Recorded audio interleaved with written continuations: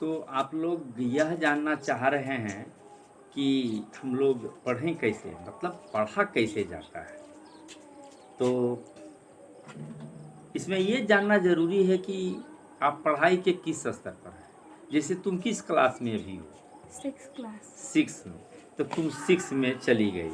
अब 6 से एक अलग तरह का पढ़ना होता है और एक जो प्राथमिक पढ़ाई है उसके बाद से 6 की शुरू होती है। तो जितने परीक्षाएँ होती हैं या तो संघ लोक सेवा आयोग यूपीएससी की जो आईएएस की परीक्षा लेती है और जो राज्य आयोग की जो परीक्षाएँ होती है उसमें भी एक सामान्य अध्ययन का एक पेपर होता है। संघ लोक सेवा आयोग में 4 पेपर है, इसमें मतलब सबसे महत्वपूर्ण भाग है और राज्य में कहीं 2 या इसी के आसपास इसमें है।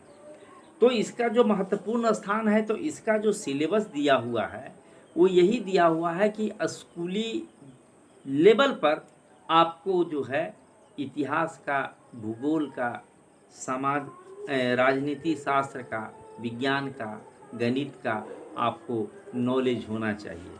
भाषा भी उसी स्तर का होना चाहिए। मतलब कि जो सारी चीज़ की जो पढ़ाई है वो 6वीं स्तर से ही शुरू हो जाता है। भाषा का जो तैयारी होता है वो जनरली क्वालिफाइंग रहता है, उसका अब मार्क्स नहीं जोड़ा जाता है। लेकिन वही जब साहित्य का विषय होता है, लिटरेचर होता है तो उस रूप में एक अलग होता है। तो आप भाषा को यदि छोड़ दें, भाषा और साहित्य को छोड़ दें तो आपको पढ़ना है गणित, विज्ञान और समाज का विज्ञान, सामाजिक विज्ञान। विज्ञान में तो भी कई खंड हो जाते हैं, भौतिकी है, रसायन विज्ञान है, जीव विज्ञान है और इन्वायरमेंटल साइंस, आप पर्यावरण का विज्ञान है, जो विज्ञान में आपको पढ़ना है। लेकिन आपके जो क्लास में जो किताब है वो एक ही किताब में शामिल रहता है। इसी तरह से जो समाज का विज्ञान है, सामाजिक विज्ञान है, इसमें 6ठा से अलग अलग किताब हो जाता है। आप इतिहास भी पढ़ेंगे, हिस्ट्री, ज्योग्राफी, भूगोल भी है और सिविक्स, नागरिक शास्त्र भी है और 9वां और 10वां में अर्थशास्त्र भी है। तो आपको कभी हम बाद में बताएंगे कि भाषा क्या होता है, साहित्य क्या होता है, गणित क्या होता है, विज्ञान क्या होता है, समाज क्या होता है, समाज का विज्ञान क्या होता है, फिर भौतिकी, रसायन, जीव विज्ञान, पर्यावरण विज्ञान, उसको भी बताएंगे और इतिहास क्या होता है, भूगोल क्या होता है, अर्थशास्त्र क्या होता है और नागरिक शास्त्र क्या होता है। एक्चुअली क्या है कि जब आप हायर क्लास में जब जाते हैं, जब पढ़ाई इसमें से किसी को पढ़ते हैं तो आपसे अक्सर परीक्षाओं में पूछ दिया जाता है, इंटरव्यू में, आपको इस विषय को पढ़ कर के क्या फ़ायदा हुआ कि आपको इस पद के लिए ले लिया जाए। तो जब तक उस विषय के बारे में आप ठीक से नहीं जानेंगे तो आप बता नहीं सकते हैं। तो इन विषयों को कभी आप लोग अलग से पूछ लीजिएगा तो उसको हम बताएंगे। तो अभी हम बता रहे थे पढ़ने का तरीका।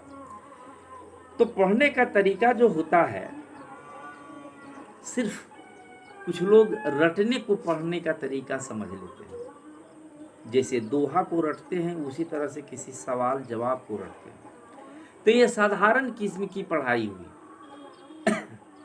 ऐसे पढ़ाई को आप सूचनाओं का संकलन कह सकते हैं, कलेक्शन ऑफ इंफॉर्मेशन कह सकते हैं।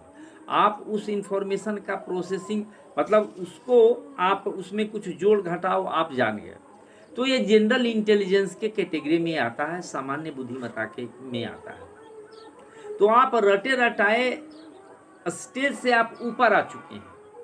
अब आपको चीज़ों को समझना है। तो चीज़ों को समझना है तो आपको उसका कंसेप्ट, उसका संकल्पना को समझना हो। मतलब जो चीज़ बोला जा रहा है उसका क्या ढांचा है, वो क्या कहना चाह रहा है जो दूसरे से अलग है। अब आपको जैसे एक बात हम बताएं कि आप घर से स्कूल जाते हैं, जो भी दूरी है, कभी आप दौड़ते हुए चले जाइए तो रास्ते में कुछ घटना यदि कोई विशिष्ट अलग तरह का घट भी रहा है तो आपका ध्यान उस पर नहीं जाएगा, चूंकि आपको जल्दी से जाना है तो कम समय में आप वहाँ पहुँच गए। लेकिन यदि कोई घटना विशेष घट रहा है एक असामान्य रूप से, आप वहाँ ठहर जाते हैं तो उन चीज़ों को समझने का मौका मिलता है। पढ़ाई में भी यही चीज़ है। आप यदि तेज़ी से पढ़ते चले जाते हैं, बोलते चले जाते हैं, घर वाले समझेंगे, मित्र समझेंगे कि बहुत पढ़ रहा है, लेकिन कोई चीज़ को आप स्थिर से समझे नहीं। लेकिन कहीं कहीं पढ़ने में क्या है कि आप रुक जाते हैं, ठहर जाते हैं, तो उसकी गहराइयों में उतर जाते हैं। अब इसको एक उदाहरण से समझ लें। आप इस रिपब्लिक डे को इत्तेफाक से आपका हमको स्पीच सुनने का मौका मिला था। आप लोकतंत्र, प्रजातंत्र और गणतंत्र में डिफरेंस समझा रही थी, संबंध भी समझा रही थी। हमें भी बहुत अच्छा लगा। अब देखिए, गणतंत्र तो रिपब्लिक डे है, रिपब्लिक है, एक अलग कंसेप्ट है। लेकिन लोकतंत्र और प्रजातंत्र में लोग कंफ्यूज कर जाते हैं। दोनों का अंग्रेजी डेमोक्रेसी है।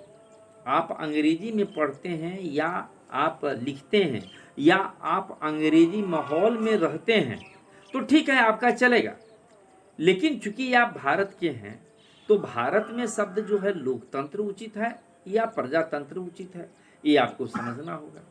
लोकतंत्र में लोगों का तंत्र है, ये तो ठीक है, लेकिन प्रजातंत्र तो प्रजा का तंत्र है। तो प्रजा वही होगा जहाँ कोई राजा होगा। जहाँ राजा ही नहीं है तो वहाँ का लोग, वहाँ का नागरिक प्रजा किसका होगा? यह सही है कि ब्रिटेन में राजा मोनार्की होता है, राजा और रानी होते हैं, तो वहाँ का नागरिक वहाँ का प्रजा है। अंग्रेजी में डेमोक्रेसी है, तो वहाँ डेमोक्रेसी और प्रजातंत्र सही है। लेकिन जब आप पढ़ रहे हैं तो आप नागरिक शास्त्र की किताब में देख रहे हैं या एनसीईआरटी के हर एक किताब में शुरुआत में संविधान, जो जिस नियम से देश चलता है उसको संविधान कहते हैं, कॉन्स्टिट्यूशन कहते हैं, उसके प्रियम्बल की चर्चा है, उसके उद्देशिका की चर्चा है। तो आप पाते हैं कि उसमें लोकतंत्र तो लिखा हुआ है, प्रजातंत्र कहीं नहीं लिखा हुआ है। तो जब आप पढ़ने वक्त ठहर जाते हैं कि लोकतंत्र लोकतंत्र लोकतंत्र, जबकि सब जगह प्रजातंत्र, नेताजी प्रजातंत्र की बात करते हैं, गुरुदेव जो है प्रजातंत्र की बात करते हैं, लोग प्रजातंत्र की बात करते हैं, और आपकी किताबों में नदारद है। घिसे पीटे किताबों में हो सकता है कि शब्द उनको अंतर समझ में नहीं आए तो लिख दिया हो, लेकिन आप स्तरीय किताब जो एनसीईआरटी का जो आप पढ़ते हैं, आपके स्कूल में जो पढ़ाया जाता है, तो आपको वहाँ नहीं मिलता है, तो आपको ठहरना पड़ता है। ये क्या हो गया? सुनते तो प्रजातंत्र है, लिखा हुआ है लोकतंत्र है। इसी को मैं ठहरना कह रहा हूँ। जब आप ठहरते हैं तो आप किताब पूरा देखते हैं, आपको कहीं नहीं मिलता है प्रजातंत्र। आप हमसे, उससे जो भी जानकार है उससे पूछते हैं। जब आप एक बार समझ लिए, आपका कंसेप्ट, आपका संकल्पना, अवधारणा एकदम क्लियर हो गया।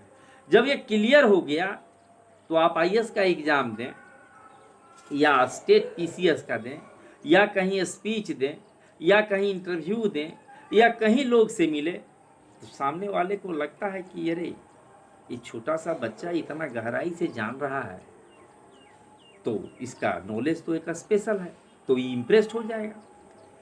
तो मैं आपको पढ़ा नहीं रहा हूँ, मैं आपको एक उदाहरण देकर के तरीका बता रहा हूँ कि कहाँ ठहरना होता है और कहाँ तेजी से गुजरना होता है। जैसे आप किसी किताब को पढ़ रहे हैं तो वहाँ पर लिखा हुआ है कि आपको सरल तरीके से समझाया जा रहा है, साधारण तरीके से समझाया जा रहा है। अरे भाई, जब सरल तरीके से समझाया जा रहा है तो साधारण तरीके से फिर लिखने का क्या मतलब है? इसका मतलब लिखने वाला जो है सरल को अलग अर्थ में रखा है और साधारण को अलग अर्थ में रखा है। आपको ठहर जाना पड़ेगा कि दोनों का अर्थ जब एक है तो एक अलग अलग लिखा नहीं जाना चाहिए था, और अलग अलग जब लिखा गया है और वो पुस्तक स्तरीय है तो आपको ठहर के समझना होगा। सरल तरीके से समझाया गया मतलब जटिल तरीके से नहीं समझाया गया, कॉम्प्लेक्स नहीं है, बड़ा सिंपल सिंपल चीज में बताया गया। और साधारण तरीके से बताया गया तो साधारण एक स्टेज है। जैसे कोई व्यक्ति साधारण तरीके से रहता है, मतलब उसका जो व्यवस्था में है उसके पास बहुत ताम झाम की गाड़ी नहीं है, वो साधारण हो गया और सरल तरीके से रहता है। माने जीवन में जो है वो जटिलता नहीं है, साफ बोलता है, सत्य बोलता है, किसी का अहित नहीं चाहता है। तो ये आप सरल तरीका में हुआ। तो दोनों में समानता दिखते हुए भी अंतर है। अब ऐसी परिस्थिति में आप रुक के जब ठहर के सोचने लगते हैं तो आप अलग हो जाते हैं। आप जब बड़े एग्ज़ाम जब देंगे, आप जब कोई भी बड़ा एग्ज़ाम देंगे तो एक बात को ध्यान में रखिएगा, कॉपी जो जांचता है या आपका जो इंटरव्यू लेता है जो आपको वो जांचता है, तो कॉपी जांचने में एग्जामिनर जो है पढ़ता नहीं है, कॉपी को देखता है। जिस विषय का कॉपी जांचने वाला होता है वो तो कब पढ़ लिया और अब तक पढ़ा रहा है, तो उसको पढ़ने की जरूरत नहीं पड़ता है। वो सिर्फ आपका कॉपी देखता है कि जो पूछा गया सवाल है आप क्या जवाब दे रहे हैं, तो उसको देखता जाता है। लेकिन देखने के क्रम में कुछ नया चीज आप डाल दिए हैं जिसको उसको पढ़ने के लिए बाध्य हो गया, उसको रुकना पड़ा, वो पढ़ने लगा।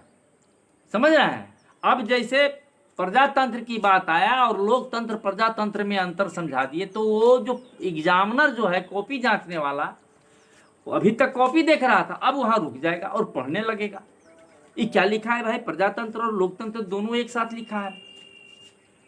तब वो पढ़ने लगेगा, और जब वो पढ़ने लगेगा तो जो एग्जामिनर जिस कॉपी को पढ़ लिया उसमें एक अलग स्पेशल नंबर दे देगा।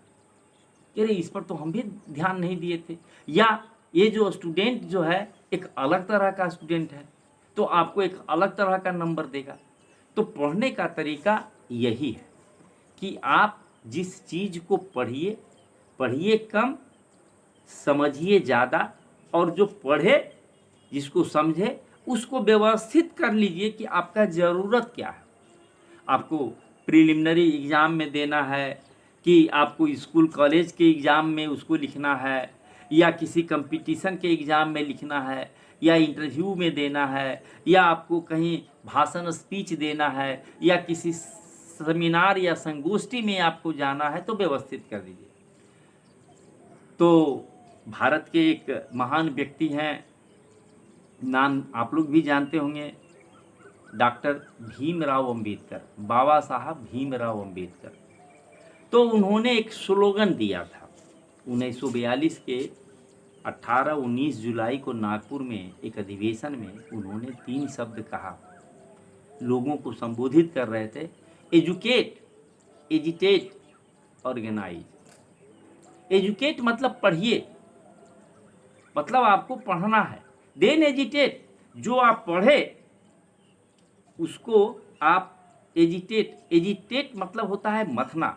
एजिटेटर दही के घोटना को या दाल के घोटना को कहा जाता है, कि दही को घोट के जिसे क्रीम निकालते हैं। तो आप जिस चीज़ को पढ़े उसको एजिटेट कीजिए, उसको मनन मंथन कीजिए, और उसमें से समझिए कि आपको क्या चीज़ धारण करने योग्य है, क्या चीज़ उसमें है जो याद रखने की योग्य है, क्या चीज़ समझने योग्य है। मतलब आप 2-3 पेज पढ़े, उसमें से 1-2 पैराग्राफ जो है आपको ठहर करके समझने की ज़रूरत होगी, तो आप वहाँ ठहर के उसको समझ लेंगे। जब आप उसको समझ लिए तो एजुकेट, एजिटेट, देन ऑर्गेनाइज। अब उस पढ़े हुए चीज़ को और समझे हुए चीज़ को आप अरेंज कीजिए, ऑर्गेनाइज कीजिए। ऑर्गेनाइज का मतलब 2 होता है, एक तो उसको व्यवस्थित करना, और ऑर्गेनाइज का एक दूसरा मतलब होता है संगठित करना। संगठित करने का तात्पर्य हुआ कि आप जो पढ़े और समझे तो अपने मित्रों में, अपने गुरुजी के पास आप उसको उस ऑर्गेनाइजेशन में ले जा रहे हैं कि मैंने ये पढ़ा और ये समझा, सही समझा कि गलत समझा। तो आपका जो ऑर्गेनाइजेशन है, जो और जो मेंबर हैं, वो उसमें संशोधन संवर्धन करेंगे, मतलब कुछ काट छाट करेंगे, कुछ उसमें जोड़ेंगे, और एक सही रूप आपको आ जाएगा। तो पढ़ने का सही तरीका यही है जो डॉक्टर भीमराव अंबेडकर ने कहा, एजुकेट, एजिटेट, ऑर्गेनाइज। अब कुछ चालाक चतुर लोग और कुछ नादान लोग, उनका जो सीक्वेंस है, पहले एजुकेट, एजिटेट, ऑर्गेनाइज, उसी को बदल दिया। एजिटेट को हटा दिया, ऑर्गेनाइज को बीच में ले आया और बाद में एक स्ट्रगल शब्द ले आया, संघर्ष करो, जो उनका शब्द ही नहीं है। तो खैर ये बात अभी हमको नहीं बतानी है, हम तुमको ये बताना चाह रहे हैं कि पढ़ा कैसे जाता है।